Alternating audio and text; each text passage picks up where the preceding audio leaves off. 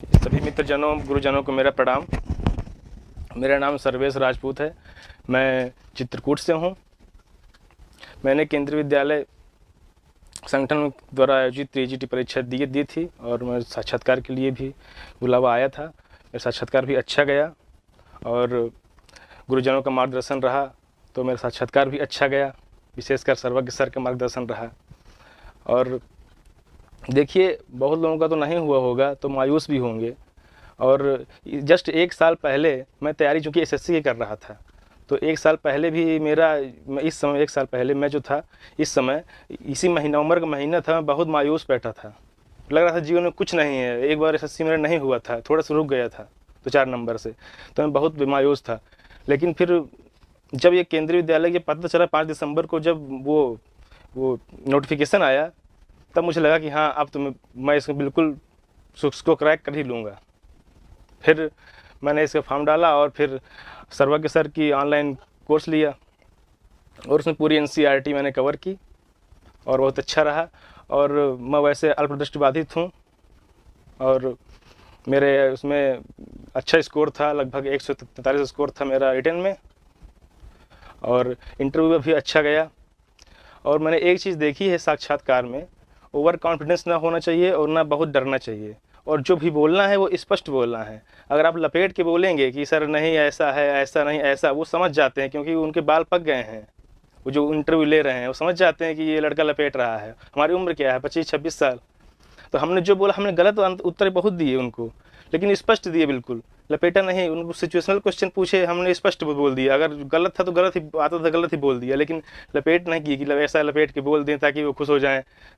तो ऐसे कभी नहीं करना चाहिए। जो बोलिए स्पष्ट बोलिए। यही एक इंटरव्यू का अच्छा मतलब साक्षात्कार अच्छा होता है अगर कोई ऐसा बोलता है। बाकी तो, और देखिए, बहुत लोग अभी मायूस होंगे, और हमारे उसमें कई परम मित्र हैं, उनका भी नहीं हुआ है, कुछ पॉइंट से ही रुका है उनका। कोई होता क्या है ना कि अभी ऐसा हमारा इसमें नहीं हुआ है तो आगे चल के क्या पता अगले साल उनको हमसे डबल खुशी मिल जाए, ऐसा भी हो सकता है। क्योंकि मैं बताया ना, एक साल पहले बहुत, इस समय मैं दिल्ली में था, उस समय तैयारी कर रहा था, पढ़ा था कमरे में, जैसे पढ़े सोच रहा था कि क्या होगा आगे लाइफ में। तो देखिए, अचानक नोटिफिकेशन आया केंद्रीय विद्यालय का, मैं इंतजार कर ही रहा था इसका, और देखिए इसमें आज आपके समक्ष हूँ। देखिए मित्रों, एक बात आपको बताना चाहूँगा कि किसी कार्य की सिद्धि के लिए ना संकल्प लेना पड़ता है, और जो संकल्प है ना, ये संकल्प जो होता है, इसमें बहुत चीज़ों का त्याग करना पड़ता है। तो जब मैं स्नातक मेरा कंप्लीट हुआ 2019 में, तो फिर मैं सोचा कि पापा ने, मैं सोचा नहीं, मेरे जो देखिए माता पिता का बहुत रोल रहा, खासकर पिताजी का मेरे उसमें करियर में आगे बढ़ाने में। मैं कुछ नहीं जानता था, स्नातक कर लिया, बीए कर लिया, मुझे पता नहीं था क्या करना है आगे। मुझे ये था कि एक बात एमए होता है, एमए कर लूँगा, फिर पीएचडी कर लूँगा, बस इतना पता था मुझे। ये नहीं पता था कि और भी कुछ होते हैं। मेरे पिताजी ने कहा कि बेटा बीएड कर लो। मेरा मन नहीं था बीएड करने का। पिताजी ने कहा नहीं, ज़बरदस्ती बीएड कराया, बीएड करो। फिर मैंने बीएड किया। मेरा मन तो नहीं था बीएड करने का, पिताजी ने करा दिया। मन बहुत मन कहता था क्या बीएड करा रहे हैं, मास्टर, ये प्राइमरी मास्टर बना रहे हैं। फिर अब मुझे तैयारी करनी थी, देखिए पीसीएस की। फिर मैं इसके बाद सोचा इलाहाबाद आया तैयारी करने पीसीएस की। लेकिन फिर जब मैं कोचिंग गया तो वहाँ बताया कि अगर आपने जोश में निर्णय लिया है ना अगर इसका, तो ये आप मत करिए। तो हमने निर्णय जोश में लिया था पीसीएस का, कि हम किस कर लेंगे।